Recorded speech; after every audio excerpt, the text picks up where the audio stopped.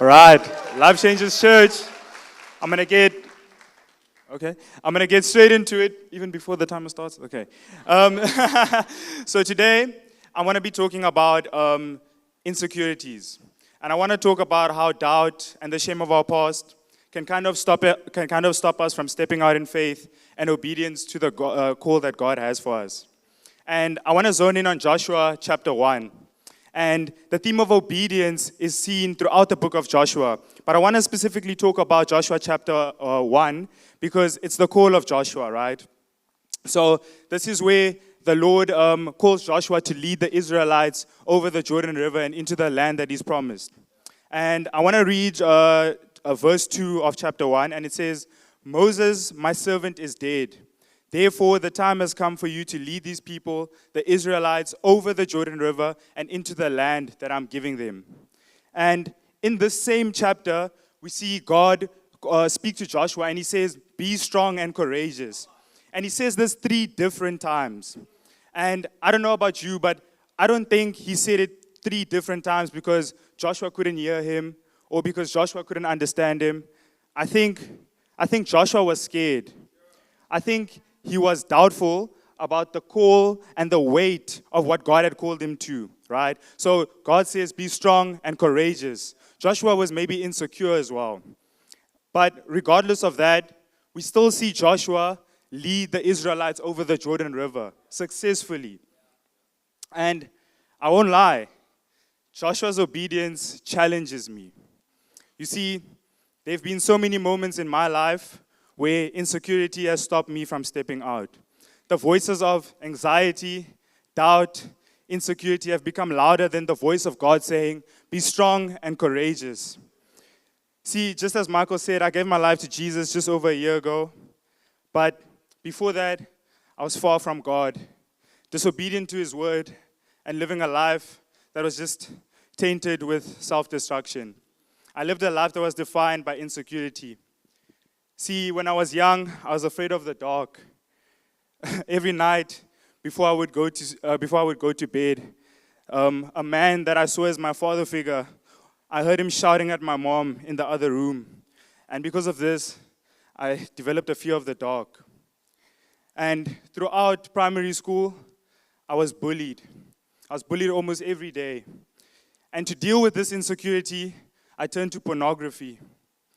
And because I felt so small in primary school, when I got to high school, I made bad friends that led me astray, but I felt protected with them.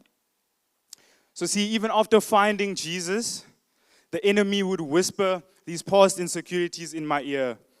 Every failure, every mistake, every fear, and every doubt. And if I'm being honest, it worked. And instead of stepping out in obedience to the call that God had for me, I ran away because I was so insecure. I was insecure about what had happened in the past, and I couldn't believe that I was worthy enough. And this is where identity became a real thing for me because you see, I was stuck between 2 worlds. One where the one side of the world saying that grace is enough. You're not a result of your past mistakes. You've been justified by faith. And then on the other side, it was the enemy saying that you are a result of your past and you'll never change. Jesus isn't enough. And I didn't understand who I was because I defined myself by the scars of my past and I couldn't believe that I was redeemed. But you see, when Jesus rose from the grave, He no longer identified with death.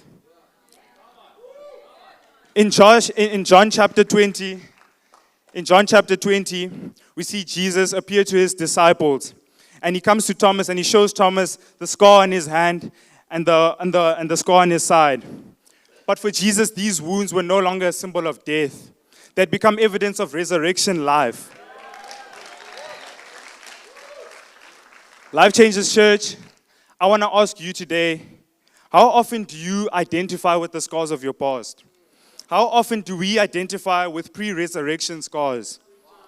See, in Romans 6, it says, "Since we've been united with Him in His death, we also will be raised to life as He was." So those scars are not your identity. You see, what those scars are, they're proof. They're proof that the enemy tried, but Jesus healed. They're proof that the enemy attacked, but God restored. They're proof that what the enemy meant for evil, God used it for good. And you see, Joshua might have faced doubt, fear, and insecurity, but he didn't step away from God's calling. In obedience, he steps out, and the voice of God saying, "Be strong and courageous," was more important than the voice of doubt. And even when Michael asked me to do this preach, I immediately said yes, but afterwards I was like, what have I done? But you see, I had to listen to the voice of God saying, "Be strong and courageous, for I am with you." I wasn't going to let the insecurity of my past, the fear of the dark, the porn addiction define what I do, because it's God speaking through me here. It's not for me, it's not about me, it's about Him. So if there's one thing I'd like to leave with you, Life Changers Church, is that we don't need to be perfect to be obedient. We just need to be ready. We need to be ready to step out. We need to be ready to step out in obedience, even in our insecurity. And let God carry us through. Thank you.